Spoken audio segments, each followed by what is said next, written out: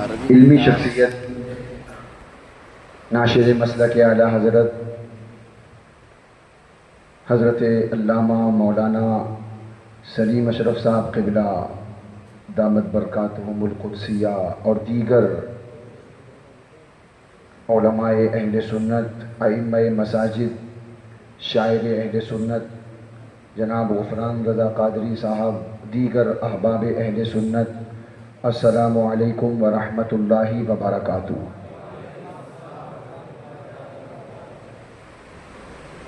الحمد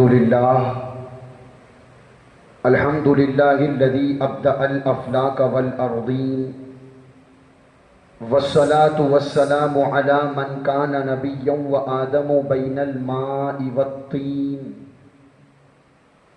وعلی آلہ الطیبین الطاہرین واصحابہ المکرمین المعظمین، اما بعد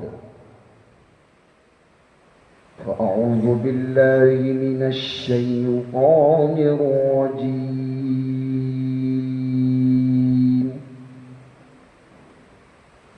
بسم اللہ الرحمن الرحیم،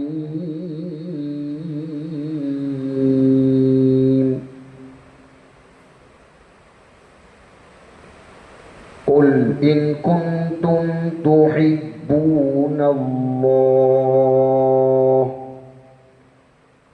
فاتبعونی یحببکم اللہ، آمنت باللہ صدق اللہ مولانا العظیم، وصدق رسولہ النبی الامین المتین الکریم، ونحن على ذلك لمن الشاهدين والشاكرين، والحمد لله رب العالمین۔ انتہائی ادب و احترام کے ساتھ اپنے اور ساری کائنات کے مرکز عقیدت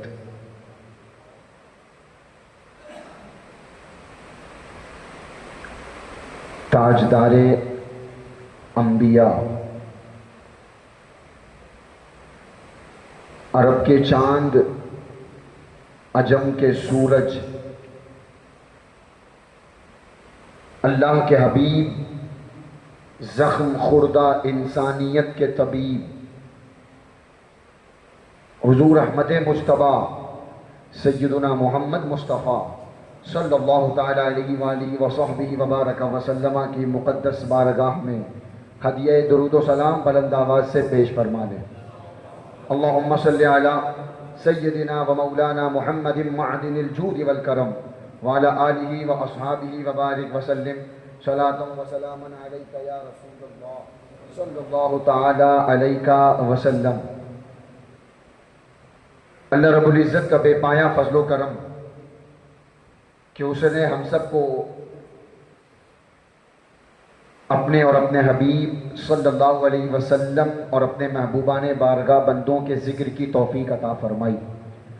اللہ رب العزت اس مبارک اجلاس کو قبول فرمائے اور اس مبارک محفل کو ہم سب کے لیے دنیا آخرت میں صلاح و فلاح کا ذریعہ بنائے۔ ماشاءاللہ بہت اچھے موڑ پر محفل پہنچ چکی ہے۔ ایک بہترین گفتگو بھی آپ نے سماعت فرما لی۔ حضرت علامہ مولانا مفتی غلام صمدانی صاحب قبلہ اور ہمارے شاعر اہل سنت سبحان اللہ عندلیب گلشن مدینہ جناب غفران رضا قادری حق ادا کر دیا سبحان اللہ۔ طبیعت چاہ رہی تھی اور پڑھتے رہے ماشاءاللہ۔ جیسا یہ پڑھ رہے تھے نا، اگر بمبئی کا مجمع ہوتا تو چیخو پکار مچ جاتی۔ ہاں واقعی میں، اور آپ لوگ اتنے سرد انداز میں اپنے امام کا کلام سن رہے تھے، اس لیے گرم جوشی کے ساتھ حضور کا تذکرہ۔ اصل میں دیکھو، کلام الامام امام الکلام، یعنی امام کا کلام سارے کلاموں کا امام، تو ویسے ہی حضور کا تذکرہ سارے تذکروں کا امام، تو سننے کا انداز بھی ویسا ہو یار۔ بادشاہ کا ذکر بادشاہ جیسے سنا جاتا ہے نا؟ اس لیے جتنی دیر میں آپ کی سماعتوں پر موجود ہوں، تھوڑی دیر بس مجھے برداشت کر لیں، انشاءاللہ ان قریب وہ عالم اسلام کی عبقری شخصیت جس کے دیدار کی تمنا آپ کی آنکھوں میں صاف دکھائی دے رہی ہے۔ شہزادہ غوث اعظم، عارف باللہ، غواث بحر معرفت، پیر طریقت، حضور سیدی سرکار الحاج ابو الحسنین سید عبد القادر جیلانی دامت برکاتہم القدسیہ کی بھی تشریف آوری ہوگی۔ علماء اہل سنت تشریف فرما ہے۔ یہ ان کا بڑکپن ہے کہ مجھ جیسے ادنا طالب علم کو اپنے قدموں میں کھڑا بٹھا کر بولنے کا موقع عطا فرمایا۔ اللہ ان کے سائے کو ہم سب پر دراز فرمائے اور ان کے علمی فیضان سے ہم سب کو مالا مال فرمائے۔ آج کا یہ روح پرور اجلاس بنام 1500 سالہ جشن میلاد النبی صلی اللہ علیہ وسلم اور دوسری جانب وہ جشن غوث الورا، یہ دونوں نسبتوں کو لے کر کے یہ مبارک رات اپنے دامن میں بے شمار برکتوں کو لے کر ہمارے درمیان تشریف لائی۔ حسب عادت درود پاک کی فضیلت سماعت فرما لیں، لیکن اس سے پہلے میں مبارکبادی کے نذرانے ان لوگوں کی خدمت میں پیش کروں جن لوگوں نے کوششوں محنتوں کے ساتھ یہ عظیم الشان اجلاس سجایا، محنتیں کوششیں کی۔ اللہ پاک جس طرح ان لوگوں نے خلوص کے ساتھ اس اجلاس کو سجایا، اللہ ان کی دنیا آخرت کو سجا دے، اور اسی طرح دین متین اور مسلک اعلیٰ حضرت کی ترویج و اشاعت کرتے رہنے کی توفیق عطا فرمائے۔ درود پاک کی فضیلت سماعت فرما لیں۔ امام عبد الوہاب شارانی علیہ الرحمت والرضوان اپنی کتاب الطبقات الکبریٰ میں لکھتے ہیں، بڑی پیاری روایت ہے لیکن سنیں گے تو مزہ آئے گا۔ سبحان اللہ، سبحان اللہ کہنے کا ایک فائدہ یہ بھی ہے کہ جنت میں درخت لگایا جاتا ہے۔ پیچھے والے نہیں بول رہے ہیں، یہ ہارن گونجے گا اگر ایک ایک بار بول دیں گے سبحان اللہ تو۔ فرماتے ہیں حضرت ابو المواہب رضی اللہ تعالیٰ عنہ فرماتے ہیں، خواب میں نے ایک مرتبہ حضور رحمت عالم صلی اللہ علیہ وسلم کا دیدار کیا۔ یہ نعمت اتنی بھاری ہے کہ بولو سبحان اللہ، کیا پتا اس پر خوش ہونے کے صدقے میں حضور آپ پر بھی کرم فرما دیں۔ حضور تشریف لائے خواب میں اور حضرت ابو المواہب رضی اللہ تعالیٰ عنہ سے فرمایا، حضور نے فرمایا، اے ابو المواہب، تم قیامت کے دن 1,00,000 لوگوں کی شفاعت کرو گے۔ کتنے لوگوں کی؟ اور لکھنے والی ذات علامہ امام عبد الوہاب شارانی فرماتے ہیں، حضور نے فرمایا 1,00,000 لوگوں کی شفاعت۔ یہ کہتے ہیں میں نے عرض کیا حضور میں اتنے بڑے مرتبے پر کیسے فائز ہو گیا؟ کوئی عمل، کون سا عمل ہے حضور؟ یہاں بندے کو اپنی فکر ہے، میدان محشر میں کوئی کسی کا نہیں ہوگا، اور حضور خوشخبری دے رہے ہیں کہ تم 1,00,000 لوگوں کی شفاعت کرو گے۔ حضور عمل بھی تو بتائیں، کون سا عمل ہے کہ جس کے صدقے میں اللہ نے مجھے اس قابل فرما دیا؟ توجہ، حضور فرماتے ہیں تم مجھ پر کثرت سے درود پڑھتے ہو۔ کیا کرتے ہو؟ کثرت سے درود پڑھتے ہو، اور اس کا ثواب میری بارگاہ میں نذر کرتے ہو۔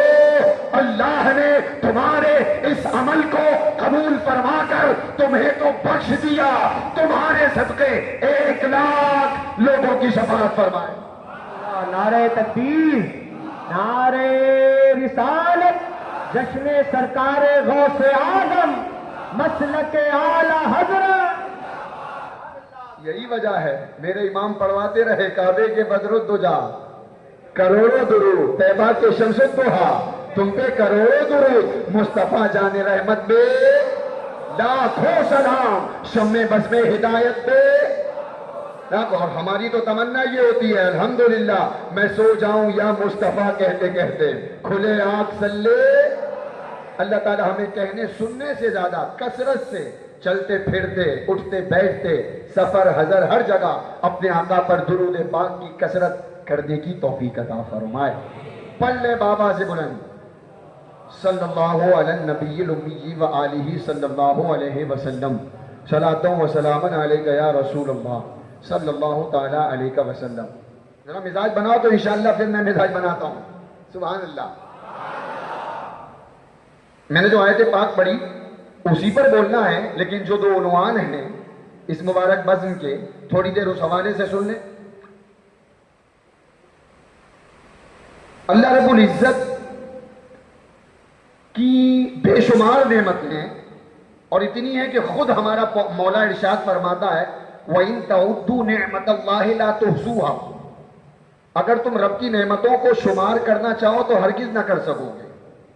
بے شمار نعمتیں ہیں رب کی، بے شمار، ٹھیک، بے شمار نعمتیں ہیں، لیکن ایک نعمت ایسی ہے کہ وہ نعمت نہ ہوتی تو کوئی نعمت نہ ہوتی، وہ نہ ہوتے تو کچھ نہ ہوتا۔ میلاد شریف 1500 سالہ، ارے میلاد منایا، ہاتھ اٹھائیں، کس کس نے منایا ہے؟ سب نے منایا الحمدللہ، اپنی گلیوں کو، محلوں کو سجایا، مسجدوں کو سجایا، گھروں میں میلاد پڑھا، لائٹنگ کی، کمکمے لگائے، میلاد منایا، ہم نے میلاد منایا۔ قرآن میں بہت ساری آیات ہیں ثبوت پر، میں تیزی سے چلوں بس۔ رب کا حکم ہے نعمت ملے خوشیاں مناؤ، نعمت ملے جشن مناؤ، نعمت ملے چرچا کرو، اور نعمت ملے شکر کرو۔ یہ ساری آیات ہیں، بہت ساری تفصیل نہیں، بس میں اشارے میں میلاد النبی کا فلسفہ دے کے جاؤں۔ بولو بولو سبحان اللہ۔ رب کی نعمت ملنے پر شکر، رب کی نعمت ملنے پر جشن، رب کی نعمت ملنے پر خوشی، اور رب کی نعمت ملنے پر چرچا۔ جیسی نعمت ویسا شکر، جیسی نعمت ویسا چرچا، جیسی نعمت ویسی خوشی۔ کائنات میں مصطفیٰ جیسی کوئی نعمت نہیں۔ نہیں بول رہے، بولو بولو بولو۔ کائنات میں مصطفیٰ جیسی کوئی نعمت نہیں، اس لیے دنیا میں میلاد جیسی کوئی خوشی، ساری عیدوں سے ہے افضل عید میلاد رسول۔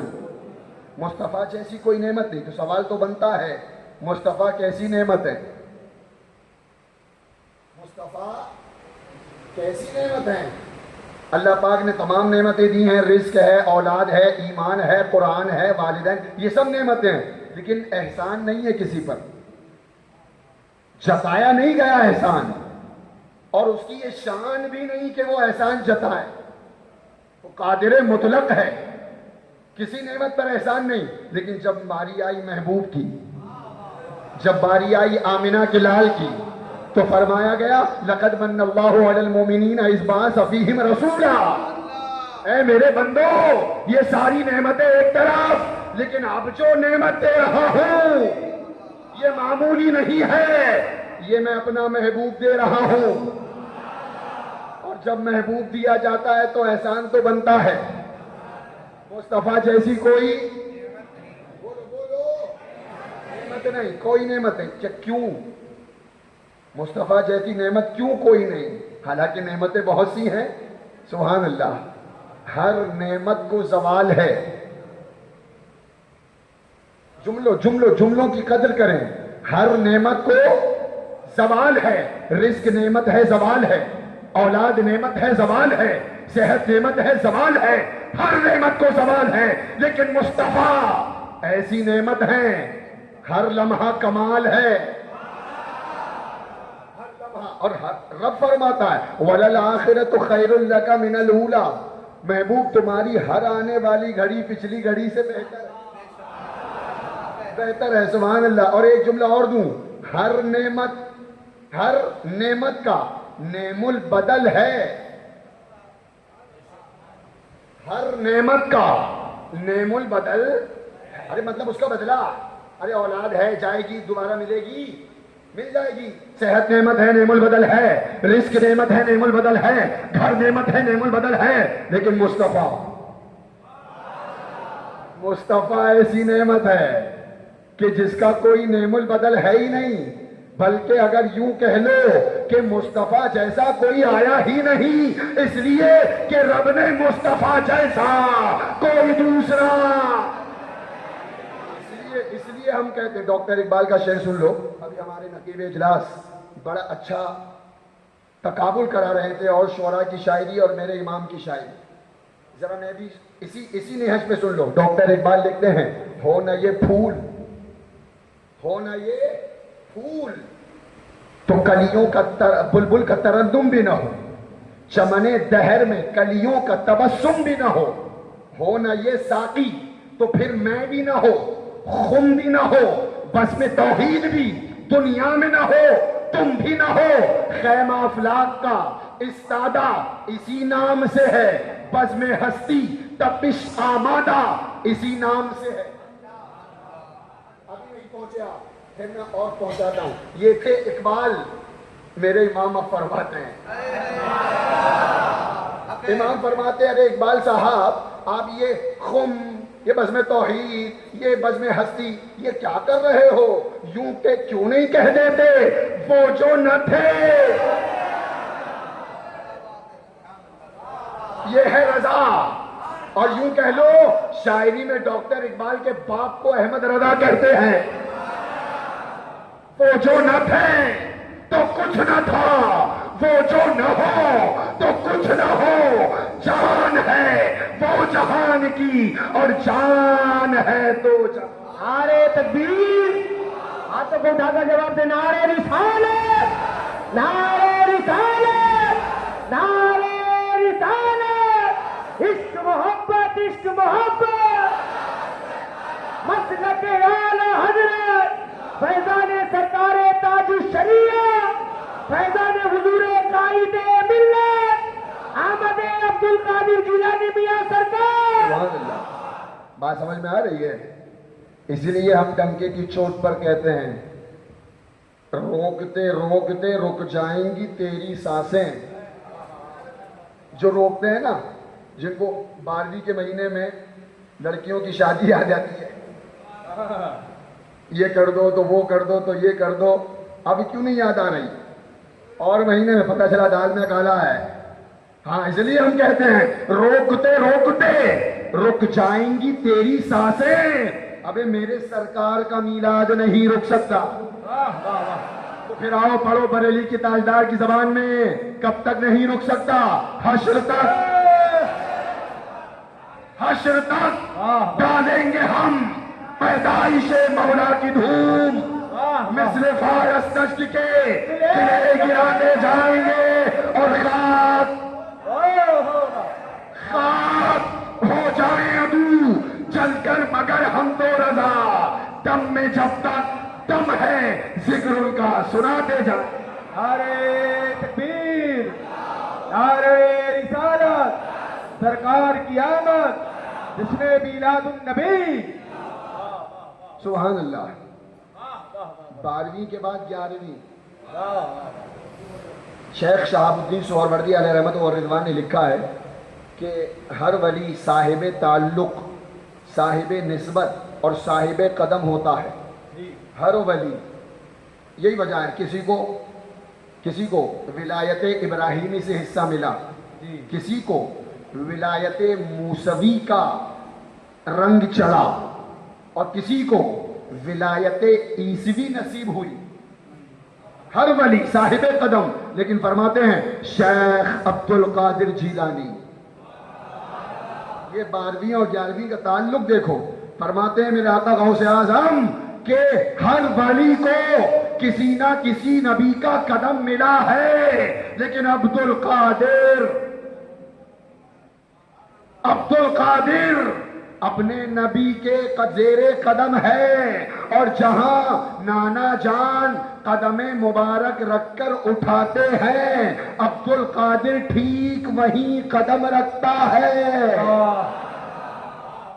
وہ ہیں ہمارے آقا شہنشاہ بغداد، اسی لیے اور خود فرماتے ہیں انا نائب رسول اللہ ووارثہ فی الارض، میں زمین میں رسول اللہ کا نائب ہوں اور اپنے آقا کا وارث ہوں۔ وارث دو ولی اسی زمانے کے شیخ ابو سعود احمد اور سیدی عمرو بن عثمان رضی اللہ تعالی، یہ دونوں اسی زمانے کے ولی ہیں۔ فرماتے ہیں سبحان اللہ، خدا کی قسم، اب جملوں پہ توجہ دے کے تو مزہ آئے گا، خدا کی قسم شیخ عبد القادر جیلانی جیسا ولی رب نے نہ ظاہر کیا نہ ظاہر کرے۔ یہ اسی زمانے کے بزرگ ہیں، فرماتے ہیں اب میں ابھی پھر اعلیٰ حضرت کی بارگاہ میں لے جاؤں گا آپ کو، یہ جملے سن لو، خدا کی قسم شیخ عبد القادر جیلانی جیسا ولی رب نے نہ ظاہر کیا نہ ظاہر کرے۔ اب میرے امام فرماتے ہیں یہ تو ہے، اس سے پہلے خدا کی قسم بقسم، خدا کی قسم کھائی تھی نا ان دونوں نے کہ ایسا ولی ظاہر نہیں ہوا اور نہ ہو۔ میرے امام فرماتے ہیں بقسم کہتے ہیں شاہان شریفین و حریم، بقسم کہتے ہیں شاہان شریفین و حریم کہ ولی ہے نہ ولی ہو کوئی ہم تک۔ زندہ باد، نعرہ تکبیر، نعرہ رسالت، مراتب غوث اعظم، فضائل غوث اعظم، عظمت غوث اعظم۔ نہ ولی ہو نہ ولی ہے کوئی ہمتا تیرا، اب بلو تو حسینی۔ یہ منظر میں نے دیکھا نا، بڑا ایسا سکون ملا، خدا کی قسم۔ یہ نام دیکھیں آپ، پنجتن پاک کے پیارے نام، سبحان اللہ، اسی گلشن کا ایک پھول آنے والا ہے، اور کیسا شاداب اور چمکتا دمکتا پھول ہے، آپ دیکھیں، سبحان اللہ سبحان اللہ۔ تو اچھا یہ انہی کا بھی نسب ہے، یہ باپو کا بھی نسب ہے، اس لیے کہ باپو اولاد غوث اعظم ہے، اور غوث اعظم کا نسب امام فرماتے ہیں تو حسینی حسنی کیوں نہ محی الدین ہو، اے خضر مجمع بحرین ہے دریا تیرا۔ جو علی قبل تھے یا بعد ہوئے یا ہوں گے، آپ جس راجا کے ہندوستان میں بیٹھے ہیں، اس راجا نے بھی گردن جھکائی تھی، جھکایا تھا سر اور کہا تھا حضور آپ کا قدم صرف گردن پر نہیں بلکہ ہمارے سر اور آنکھوں پر بھی ہے۔ جو ولی قبل تھے یا بعد ہوئے یا ہوں گے، سب ادب رکھتے ہیں دل میں میرے آقا۔ میرے امام کی شاعری، سبحان اللہ، فرماتے ہیں تو اپنے وقت کا صدیق اکبر، غنی و حیدر و عادل ہے یا غوث۔ جو کرنو سیر میں عارف نہ پائیں، وہ تیری پہلی ہی منزل ہے یا غوث۔ بڑی بات کہی ہے، بڑی بات کہی ہے۔ اور فرماتے ہیں تیرے خدام کے آگے ہے ایک بات، تیرے خدام کے آگے ہے ایک بات۔ یہ صادر پاک، یہ وارث پاک، یہ غریب نواز، یہ بابا فرید، یہ خواجہ قطب، یہ کون ہیں؟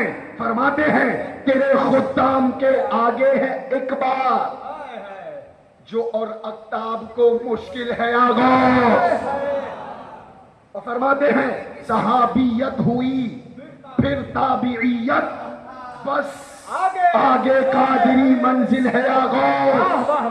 اور اس سے بھاری فرماتے ہیں الوہیت ہی احمد نے نہ پائی، حضور کی بارگاہ میں عرض کرتے ہیں الوہیت ہی احمد نے نہ پائی، نبوت ہی سے تو عاطل ہے یا غوث۔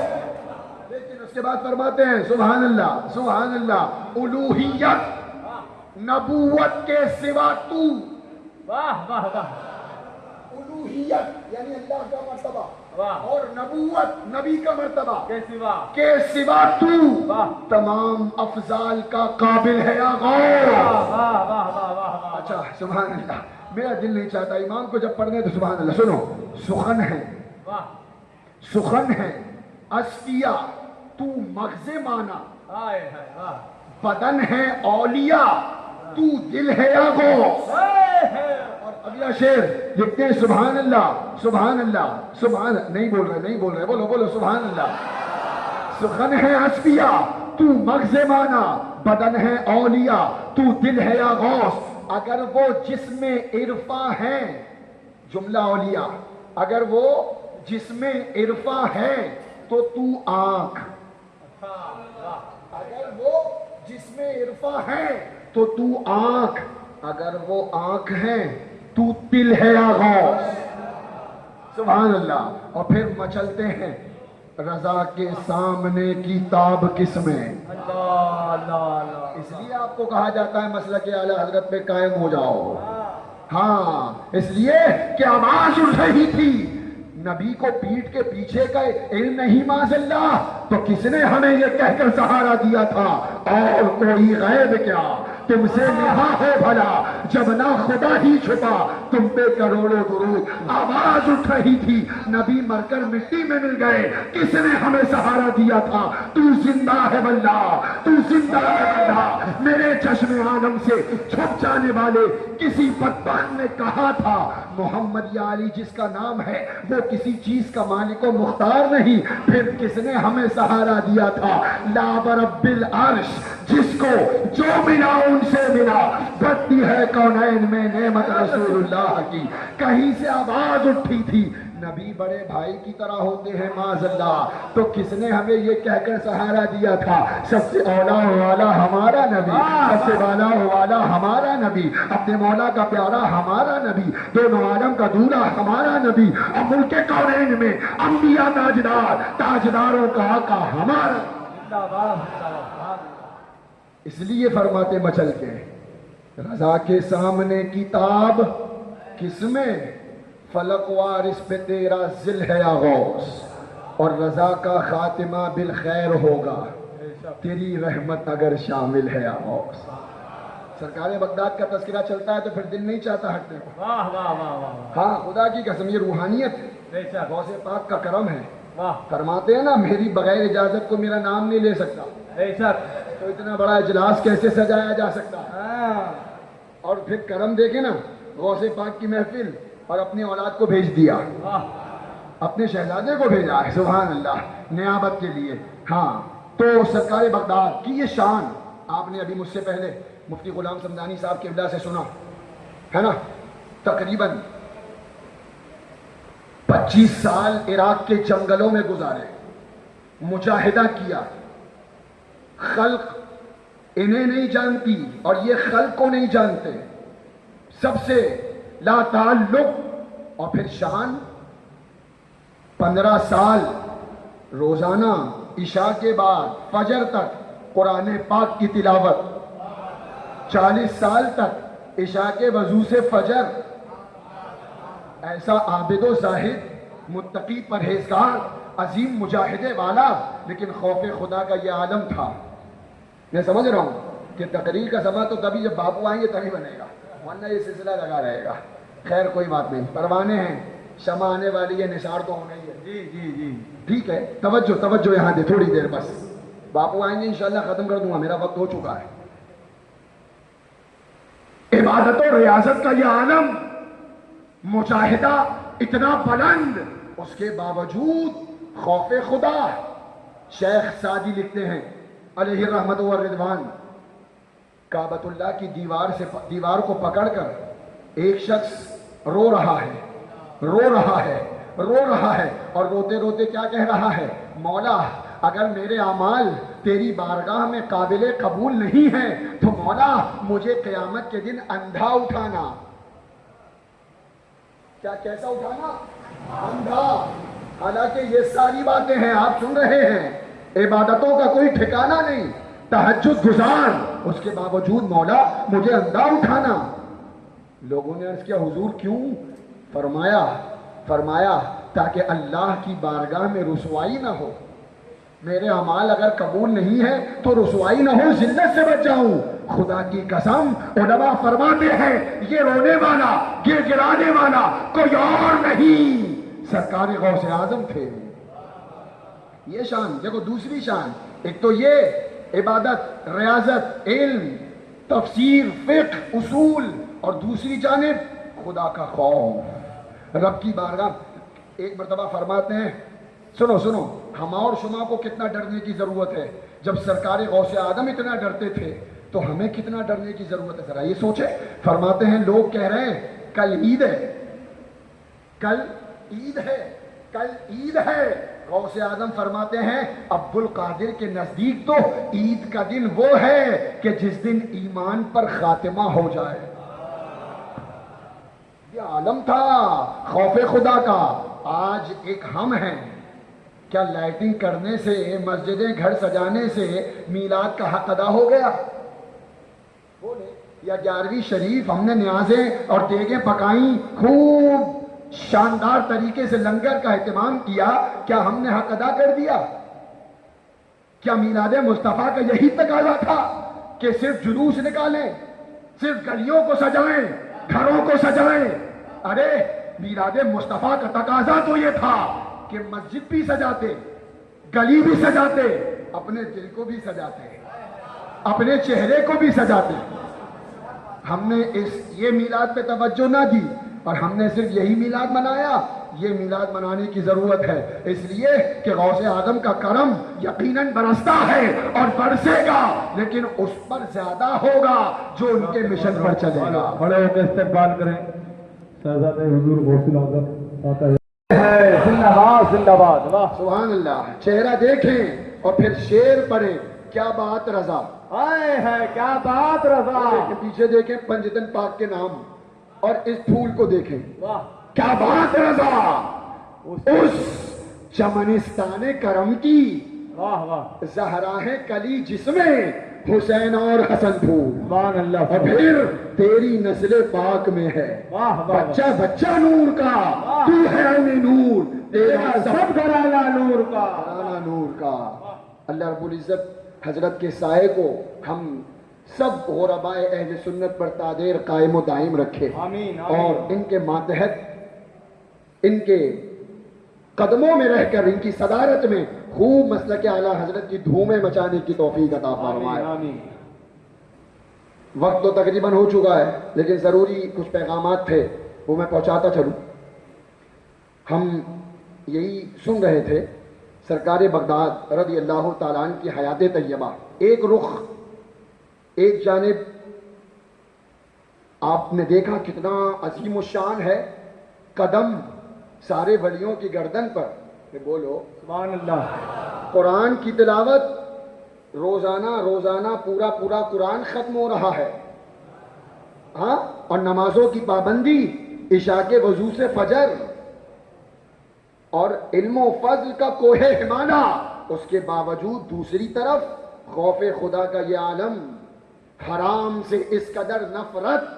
خلیفہ مستنجد باللہ، آپ کے دور کا خلیفہ، پتہ ہے اشرفیوں کا ڈھیر لایا، اشرفیوں کا ڈھیر حضور غوث اعظم کی بارگاہ میں. دیکھیں آپ، حرام کمانا، رشوت، سٹا، جھوٹ بول کر، دھوکہ دڑی دے کر، اور پھر غوث اعظم کی دیگیں، اللہ اکبر. پھر غوث اعظم کی نیازیں. اللہ حرام آ رہا ہے، کھا رہے ہیں، کوئی پرواہ ہی نہیں ہے. اور پھر یہ ہے کہ صاحب ہم قادری ہیں. یہ دیکھیں آیا لے کر حضور قبول فرما لیں. سرکار بغداد رضی اللہ تعالیٰ عنہ نے انکار فرمایا، نہیں، واپس اصرار کیا. حضور قبول، حضور قبول. اشرفیوں کو لیا ہاتھوں میں اور نچوڑا. ان اشرفیوں سے خون ٹپک رہا تھا. اللہ اکبر. اللہ اکبر. کیا ٹپک رہا تھا؟ خون. اور فرمایا اگر ہمیں تیری نسبت کا لحاظ نہ ہوتا تو یہ خون تیرے محل تک بہا دیتے. اللہ اس اکبر. قدر حرام سے نفرت ہے. ہمارا معاشرہ معاذ اللہ ستے میں مزہ آتا ہے، جوا کھیل رہے ہیں مزہ آتا ہے. سنو حدیث پاک میں حضور فرماتے ہیں جس جسم کی پرورش حرام سے ہوئی ہو وہ جہنم میں جانے کا مستحق ہے. اللہ. چھوڑ دو حرام، چاہے جس طرح سے حرام جا رہا ہو باز آ جاؤ. حضور فرماتے ہیں، صحابہ بیٹھے ہیں، تذکرہ کیا. حضور نے فرمایا ایک مسافر پراگندہ بال ہیں، لباس گرد و غبار میں اٹے ہوئے ہیں اور اس کی حیت سے لگتا ہے کہ مسافر ہے، تھکا ہارا ہے، عاجزی انکساری کے ساتھ رب کی بارگاہ میں عرض کرتا ہے مولا یہ دے، مولا یہ دے. حضور فرماتے ہیں جب کہ اس کا کھانا حرام، اس کا پینا حرام، اس کا لباس حرام، پھر اللہ اس کی دعائیں کیسے قبول فرمائے گا؟ پتا چلا دعائیں قبول نہ ہونے کا ایک بڑا سبب یہ بھی ہے کہ کہیں نہ کہیں حرام کھایا جا رہا ہے. حضرت سعد نے پوچھا تھا یا رسول اللہ میری دعائیں قبول ہوں؟ کیا قبول ہوں؟ دعائیں مستجاب الدعوات ہو جاؤں؟ حضور نے فرمایا سعد رزق حلال کر لو، اللہ دعائیں قبول فرمائے گا. بولو بولو بولو، حرام سے بچیں گے انشاءاللہ. ہاں اس لیے کہا جاتا ہے علم دین حاصل کرو، علم دین حاصل کرو، پتہ چلے حلال کیا ہے حرام کیا ہے. بچے دیکھیں میں نے جو آیت پڑھی تھی خطبے کے بعد، سبحان اللہ، میں نے جو آیت پڑھی تھی ذہن میں ہوگا. اللہ پاک فرماتا ہے اے محبوب تم فرما دو اگر تم اللہ سے محبت کرنا چاہتے ہو فاتبعونی، مجھے فالو کرو، میری اتباع کرو، میری پیروی کرو، اللہ تمہیں دوست رکھے گا. ٹھیک، صحابہ کرام کی مقدس زندگیوں میں یہ کیا جذبہ کیسا تھا سنیں ذرا. مشکات شریف کی حدیث ہے، صحابہ بیٹھے ہیں، ایک شخص حضور کی بارگاہ میں حاضر اور ان کے ہاتھ میں سونے کی انگوٹھی تھی. ارے کیا تھی؟ حضور کے سامنے. حضور رحمت عالم صلی اللہ علیہ وسلم نے انگوٹھی کو نکالا، پھینک دیا اور فرمایا تم میں سے کون چاہتا ہے کہ آگ کا انگارہ اپنے ہاتھ میں لے؟ اگر اب تک سونا استعمال کرنے کی عادت ہے تو مان جائیں حرام ہے، لیکن میں دکھانا کیا چاہتا ہوں وہ سمجھ فرمائیں. تم میں سے کون چاہتا ہے کہ انگارہ آگ کا اپنے ہاتھ میں لے؟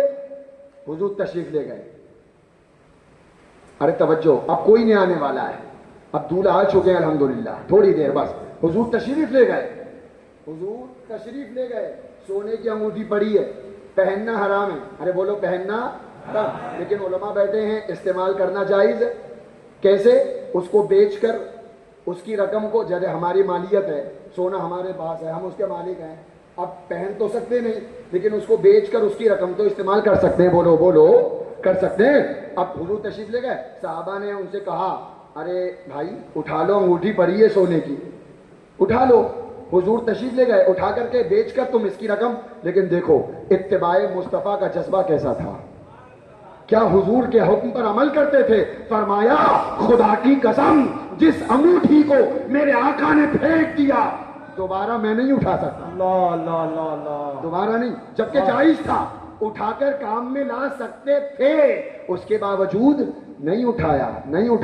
اور دیکھیں بخاری، اس لیے تو کلیئر حضور نے فرمایا، بخاری شریف کی حدیث ہے، حضور فرماتے ہیں کہ جس نے میرا حکم مانا، من اطاعنی فدخل الجنہ، جس نے میرا حکم مانا وہ جنت میں داخل.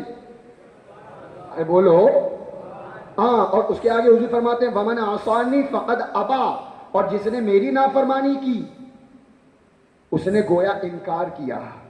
اور بلکہ مشکات کی تو حدیث یہ ہے، حضور فرماتے ہیں تم میں سے اس وقت تک کوئی کامل مومن نہیں ہو سکتا جب تک میری لائی ہوئی شریعت کی اتباع نہ کرے. آج معاشرے میں نگاہیں ڈالیں، کیا ہم اپنی منمانی نہیں کر رہے ہیں؟ بولو منمانی چل رہی ہے، گھر میں رہ رہے ہیں، جس کو جو چاہا بول دیا، والدین کے ساتھ اونچی آواز میں بات، بیوی کو مارنا، پڑوسیوں کو ستانا، محلے والوں پر ظلم و ستم. 4 پیسے کیا آ گئے، ہماری عقل تو عرش اعظم پہ پہنچتی ہے، معاذ اللہ رب العالمین. جبکہ مسلمان کا طریقہ تو یہ ہے کہ وہ ہر لمحہ ہر قدم پر جھک کر زندگی گزارے، رب کی بارگاہ میں جھکا ہوا ہو، رسول پاک کی اطاعت کرے. ایک مثال اور، صحابیات، یہ تو صحابہ ہیں، صحابیات کی زندگی دیکھ لیں. صحابیات کی زندگی، حضور مسجد شریف سے باہر تشریف لائے اور حضور نے فرمایا دیکھا کہ عورتیں چل رہی ہیں بیچ راستے پہ، عورتیں بیچ راستے پہ چل رہی ہیں. حضور مسجد شریف سے باہر تشریف لائے. حضور نے فرمایا پیچھے ہٹو. کیا فرمایا؟ پیچھے رہو. اس لیے کہ تم راستے کے بیچ میں نہیں چل سکتی, اس لیے ہٹ کر چلو. ٹھیک, ایک مرتبہ فرمایا. کتنی مرتبہ؟ عورتوں سے. اب راوی بیان کرتے ہیں کہ حضور نے ایک مرتبہ فرمایا, اس کے بعد عالم یہ تھا کہ عورتیں گلیوں سے اس قدر بچ کر نکلتی تھیں کہ ان کے کپڑے جھاڑیوں میں اٹک جاتے تھے. ایک مرتبہ فرمایا تھا. اور اس قدر حضور کی اتباع کا جذبہ تھا. اور آج ہمارا معاشرہ کہاں ہے؟ اللہ بے شمار مرتبہ فرما دیا گیا بے پردگی سے بچو, بے حیائی سے بچو. اچھا افسوس تو اس وقت ہوتا ہے ماں بیٹیاں بے پردگی کر رہی ہیں تو چلو کر رہی ہیں, لیکن شوہر, حضرت شوہر بنا سوار کر میک اپ کرا کے معاذ اللہ اپنی گاڑیوں پہ نکل رہے ہیں. اور معاذ اللہ کہیں نہ کہیں یہ اعلان ہے کہ لو صاحب ہماری بیویوں کو دیکھو. اگر نہیں ہے تو پھر بے پردگی کیوں ہے؟ اس لیے حدیث پاک کا مفہوم ہے, حضور فرماتے ہیں اللہ پاک 3 لوگوں کو جنت میں کبھی داخل نہ فرمائے گا, کبھی نہیں. 3 لوگ کون کون؟ سن لو. ایک وہ عورت جو مردانی وضع اختیار کرے, ٹی شرٹ جینس مردانی وضع. اس لیے ابھی سے اپنے بچیوں کو سنبھالو, شروع ہی سے خاتون جنت کی حیات طیبہ ان کی زندگی میں شامل کرو. ہاں, ایک وہ عورت. دوسرا حضور فرماتے ہیں عادی شرابی. اور تیسرا دیوس.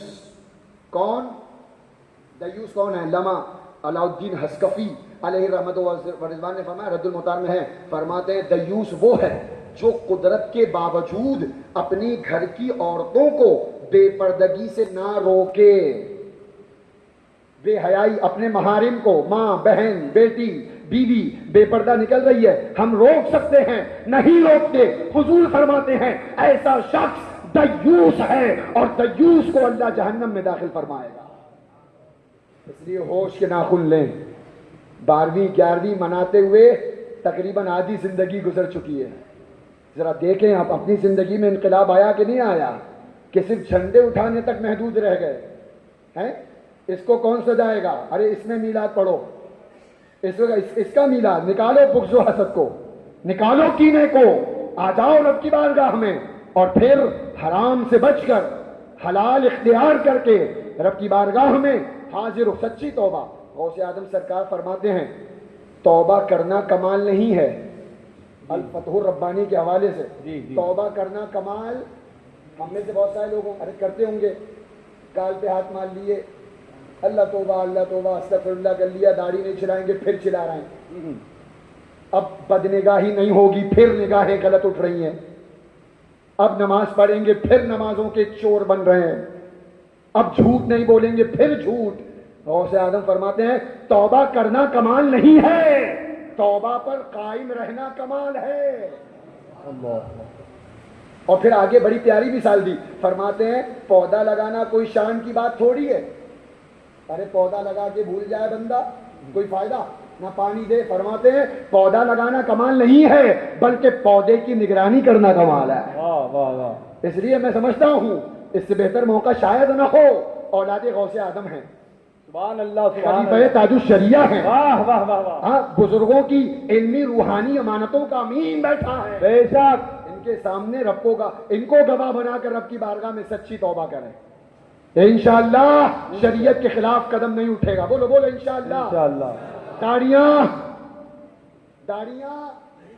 بولو نہیں. ارے میں وعدہ نہیں لے رہا, ڈرو مت, لیکن کم از کم کہہ لو شاید رب کو پسند آ جائے. ہاں, داڑیاں نہیں چھلائیں گے, حرام نہیں کھائیں گے, حلال اختیار کریں گے, گناہوں سے دور رہیں گے. اور جب اس طرح زندگی گزرے گی تو غوث اعظم کا فیضان بھرپور جاری ہوگا. لہذا اپنے گھروں میں اسلامی ماحول قائم کریں. اور ایک آخری بات, علم دین حاصل کریں.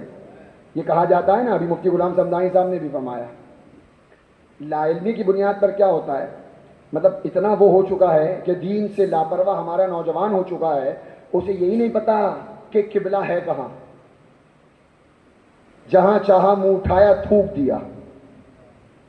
جیسا چاہا گھر میں لیٹا آرام کر رہے ہیں پیر پھیلا کے. اب یہ نہیں پتا قبلہ کہاں ہے. اعلیٰ حضرت کا ادب سناؤں؟ سبحان اللہ. اعلیٰ حضرت رضی اللہ تعالیٰ عنہ فرماتے ہیں قبلہ تو قبلہ ہے، ارے مدینہ شریف تو مدینہ شریف ہے، بغداد ہائے ہائے واہ. 6 سال کتنے سال؟ 6 سال کی عمر میں، یعنی جب سے ہوش سنبھالا اور پتا چلا ہے احمد رضا کو کہ بغداد اس جانب ہے، اس دن سے لے کر آخر دن تک احمد رضا نے بغداد کی طرف پیر نہیں پھیلائے. اللہ اکبر اللہ اکبر. ہم قبلے کی طرف پیر پھیلا رہے ہیں. ارے بولو بے خیالی میں ہوتا ہے نا. اچھا انجانے میں ہوتا ہے، کس میں ہوتا ہے؟ انجانے کے 2 مطلب ہیں، انجانے کے بھی 2 مطلب ہیں. جی. علماء فرماتے ہیں انجانے کا ایک تو یہ مطلب ہے کہ آپ کو مسئلہ ہی پتہ نہیں کہ پیر نہیں پھیلانا چاہیے، اور ایک تو یہ مطلب ہے کہ آپ کو پتہ تھا لیکن بے خیالی میں پیر پھیل گئے. یہ دونوں صورتیں الگ ہو گئیں. علماء فرماتے ہیں اگر آپ کو مسئلہ پتہ تھا لیکن بے خیالی میں پیر پھیلا لیے تو یہ اس میں حرج نہیں ہے. بے خیالی میں کوئی عذر بھی نہیں تھا. لیکن اگر آپ یہ کہیں صاحب ہم کو مسئلہ ہی نہیں پتا، تو کمانا ہم جانتے ہیں، کہاں سے بزنس کیسے چلے گا ہم جانتے ہیں، کیا کرنا ہے کیا نہیں کرنا سب ہم. اور دین کی سمجھ کب رکھیں گے ہم؟ کون سا دن آئے گا بولو؟ فرشتے اتریں گے؟ ارے بولو. یا اترنے کا انتظار ہے تو بول دو. یہ علماء بیٹھے ہیں، یہ کس مرض کی دوا ہے؟ ہر مرض کی دوا ہے. آئیں سیکھیں، علم دین حاصل کریں، حلال حرام کیسے لیٹنا ہے کیسے. فتاوی رضویہ میں امام اہل سنت فرماتے ہیں بندہ چاہے سو رہا ہو یا جاگ رہا ہو، بیٹھا ہو یا لیٹا ہو، ہر حال میں قبلے کی طرف پیر پھیلانا ممنوع ہے، مکروہ ہے. کیا ہے؟ مکروہ ہے. اور قبلے کی طرف تھوکنا، بہت سارے بھائی اس میں بھی بے احتیاطی کرتے ہیں. پان چبا رہے ہیں، دیا پیک مار دیا، کہیں بھی تھوک دیا. اب سنو، ابو داؤد کی حدیث ہے، حضور فرماتے ہیں جو قبلے کی طرف منہ کر کے تھوکے گا قیامت کے دن اس حال میں آئے گا کہ اس کی دونوں آنکھوں کے درمیان اس کا تھوک ہوگا. اس لیے سنبھالنے کی ضرورت ہے. یہ چھوٹی چھوٹی باتیں جب اتنی پکڑ ہے اس پہ تو نمازوں کو چھوڑنے کا وبال کیا ہوگا ہے. اس لیے فرمایا گیا نہ قبلے کی طرف پیر کرنا ہے اور نہ قبلے کی طرف تھوکنا ہے. اور ایک مسئلہ لا علمی کی بنیاد پر، بلکہ صدر الشریعہ علیہ رحمت و رضوان بہار شریعت میں لکھتے ہیں، فرمایا جب انتقال کا وقت قریب آ جائے، انتقال کا وقت قریب، آپ دیکھ رہے ہیں نشانیاں ظاہر ہوں، علامات دکھنے لگے کہ اب بھائی بندہ مرنے والا ہے، تو فرمایا گیا پہلی صورت تو یہ ہے، سنت طریقہ یہ ہے کہ وہ اس کو داہنی کروٹ پر لٹا دو. ارے کس پر؟ داہنی کروٹ پر لٹاؤ تاکہ اس کا چہرہ کہاں ہو جائے؟ قبلے کی طرف. اور فرماتے ہیں اگر یہ نہ ہو سکے تو فرماتے ہیں یہ بھی جائز ہے کہ اس کے پیروں کو قبلے کی طرف کر دو. ارے کہاں کر دو؟ لیکن قبلے کی طرف کر کے احتیاط کیا کرو؟ فرماتے ہیں اس کا سرہانہ تھوڑا سا اونچا کر دو. ارے جس پلنگ پہ چارپائی پہ لیٹا ہے اس کے نیچے پتھر لگا دو. یہ نہیں کہ زبردستی ٹیڑھا میڑا کر کے گھما کے ہڈی توڑ دو معاذ اللہ.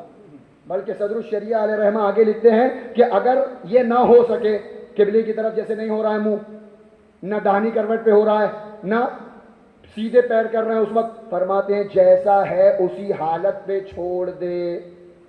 سمجھ رہے ہیں مسئلہ؟ اس لیے احتیاط کریں. اللہ تعالی ہم سب کو مسائل شرعیہ سیکھنے کی توفیق عطا فرمائے اور میدان عمل میں اتر کر کام کرنے کی توفیق دے.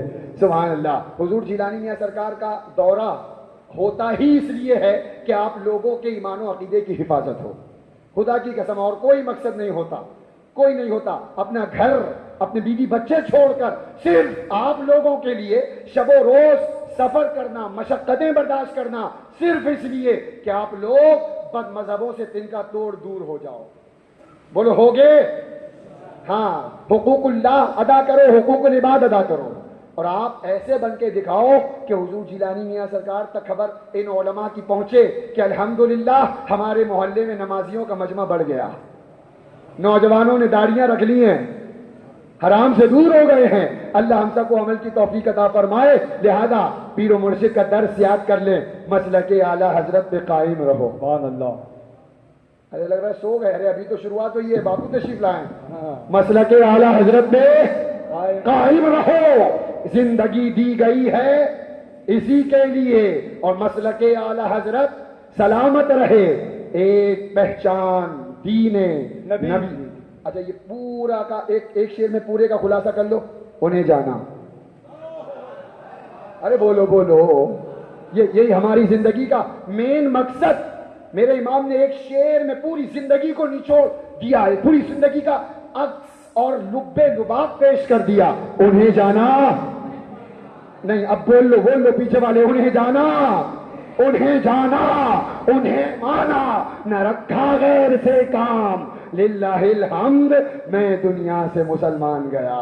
اللہ رب العزت کی بارگاہ میں دعا ہے کہ جس طرح ہم نے جوش و خروش کے ساتھ 12ویں 11ویں منائی, اسی طرح جوش و خروش کے ساتھ سرکار غوث پاک کی تعلیمات پر عمل کرنے کی توفیق عطا فرمائے, ان کے مشن کو آگے بڑھانے کی توفیق عطا فرمائے. وآخر دعوانا ان الحمدللہ رب العالمین. السلام علیکم ورحمۃ اللہ وبرکاتہ.